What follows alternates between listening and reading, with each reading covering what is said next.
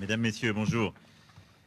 Cher Président, cher Félix, je suis très heureux de vous accueillir aujourd'hui à Paris, en tant évidemment que le président de votre pays, après des échéances politiques intérieures importantes et franchies avec succès, dont je vous félicite parce qu'elles sont une étape importante de la modernisation de la vie démocratique, politique, RDC, et de votre volonté d'aller de l'avant, mais aussi en tant que président de l'Union africaine et partenaire stratégique de la France. Nous étions avec le président Tshisekedi il y a quelques jours au Tchad, à N'Djamena, pour rendre hommage au président défunt Idriss Déby et pour soutenir un processus de transition qui doit ouvrir la voie de la démocratie et de la stabilité du Tchad. Et aujourd'hui, avant toute chose, nous voulons exprimer notre préoccupation sur l'évolution de la situation, en condamnant d'abord avec la plus grande fermeté la répression des manifestations et des violences qui ont eu lieu ce matin à N'Djamena. Nous appelons au respect des engagements qui ont été pris par le Conseil militaire de transition, celui d'une transition pacifique, inclusive sur le plan politique. Et je veux être ici très clair, j'ai apporté mon soutien à l'intégrité et la stabilité du Tchad très clairement à N'Djamena. Je suis pour une transition pacifique, démocratique, inclusive. Je ne suis pas pour un plan de succession. Et la France ne sera jamais aux côtés de celles et ceux qui forment ce projet. Le temps est venu de lancer un dialogue politique national ouvert à tous les Tchadiens. C'est ce qui est attendu aujourd'hui du Conseil militaire de transition et c'est la condition même de notre soutien. Et je veux ici dire que nous resterons engagés aux côtés de l'Union africaine, que préside le président Tshisekedi cette année, aux côtés aussi du G5 Sahel, et je veux saluer l'effort des présidents du G5 Sahel qui ont aussi œuvré à cette médiation avec beaucoup de force. Et il faut que dans les prochains jours, nous puissions rétablir la situation qui aujourd'hui me préoccupe très fortement. Au-delà de ce sujet, notre coopération est évidemment riche de beaucoup de dossiers bilatéraux que nous allons évoquer dans quelques instants. Volonté de développer la coopération économique, les opportunités offertes à la jeunesse de votre pays par des programmes d'éducation, de santé et de création d'activités économiques, politique aussi de francophonie, car nous avons là-dessus également beaucoup à faire ensemble.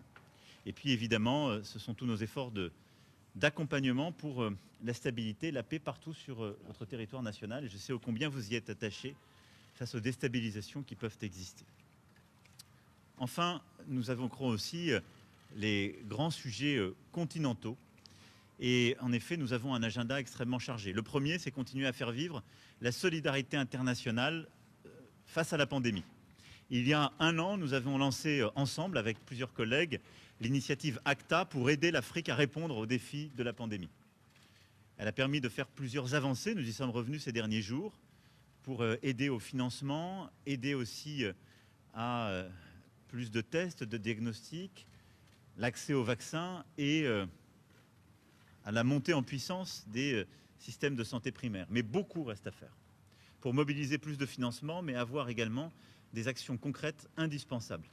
Et donc ensemble, nous souhaitons agir pour que le G7, le G20 soient des rendez-vous utiles qui répondent aux besoins des Africaines et des Africains, la vaccination de tous les personnels de santé sur laquelle nous étions engagés il y a plusieurs semaines, et tant d'autres sujets. Et puis dans quelques semaines, nous nous retrouverons donc 17-18 mai prochain à Paris pour un sommet avec beaucoup d'autres leaders du continent africain et du monde entier, le sommet pour le financement des économies africaines. Et je veux ici que chacun ait bien en tête le choc, pas simplement sanitaire, mais économique, que le continent africain subit depuis 2020. C'est un ralentissement profond, très fort, l'année dernière et encore cette année, dans un continent qui est en pleine expansion démographique. Et nous ne pouvons pas faire, en quelque sorte, comme si nous pouvions continuer avec les recettes d'hier. L'Europe a une réponse exceptionnelle, une politique monétaire inédite, une réponse budgétaire qui s'est traduite en juillet dernier avec un plan de relance historique. Les États-Unis d'Amérique ont annoncé un plan fédéral inédit et une des politiques monétaires les plus accommodantes.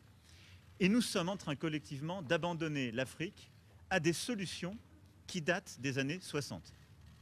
Je me félicite qu'on puisse avancer, nous allons pousser pour le faire, mais nous devons absolument inventer pour le 17-18 mai prochain un New Deal du financement de l'Afrique, c'est-à-dire des solutions profondément novatrices, une échelle d'ambition qui corresponde à ce que nous sommes en train de vivre.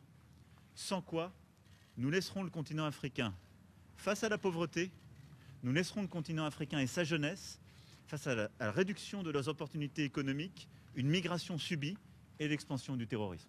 Et cela, je ne veux pas m'y résoudre. Et donc c'est un sujet que nous allons aussi traiter avec le président Tshisekedi, car il est à mes yeux au cœur de l'agenda des prochains mois et des prochaines années. Pour toutes ces raisons, cher Félix, cher président, merci d'être à Paris aujourd'hui. Et encore bravo pour les succès obtenus dans ton pays et sur le continent. Merci, président. Merci beaucoup, monsieur le président, cher Emmanuel, merci. Merci de me recevoir si rapidement à Paris pour parler des choses que vous avez entendues. Sur le Tchad, nous avons parfaitement le même entendement. Il faut très vite revenir à l'ordre démocratique. Je reste dans la droite ligne de ce que j'ai dit dans mon discours à N'Djamena. Nous soutenons évidemment la stabilité actuelle, mais à condition qu'ils aillent très vite vers la consolidation de la démocratie, des institutions démocratiques. Pour le reste, nous parlerons Afrique aujourd'hui, mais aussi dans quelques semaines. L'Afrique qui a lancé sa zone de libre-échange continentale, ce vaste marché commun que nous voulons à l'image de celui d'Europe, et pour lequel nous comptons sur nos partenaires traditionnels afin de nous accompagner dans cette grande aventure qui va être nécessaire pour le bonheur de notre continent. La paix, bien évidemment, reste au centre de nos préoccupations.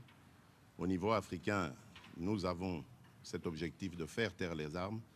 Voilà pourquoi je ne me lasserai jamais de sensibiliser la communauté internationale par rapport à des zones de violence en Afrique, et particulièrement dans mon pays, la République démocratique du Congo, à l'Est, où il s'est créé maintenant un groupe à tendance islamiste, au discours islamiste et aux méthodes islamistes, et qui sème la terreur auprès de nos populations.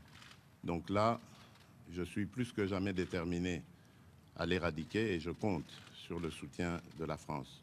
Pour le reste, le président Emmanuel Macron a très bien détaillé les sujets sur lesquels nous allons nous appesantir. Et donc, je vous remercie. Je vous remercie, Monsieur le Président, cher Emmanuel, et je crois que nous pouvons aller travailler. Merci beaucoup. Voilà. Merci à tous. Merci.